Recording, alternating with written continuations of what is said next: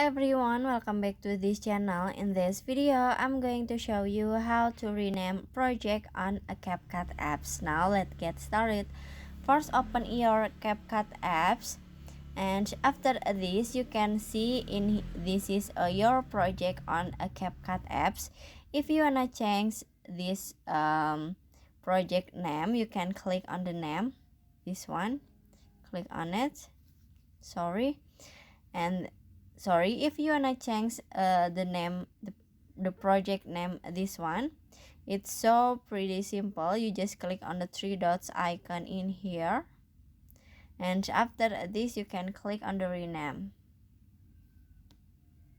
and in here you can write this is the name of the project. I wanna change to maybe on a master, like this.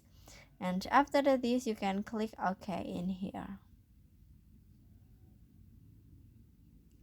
And now you can see this is the name project has been changed. So that's how to rename project on a CapCut apps.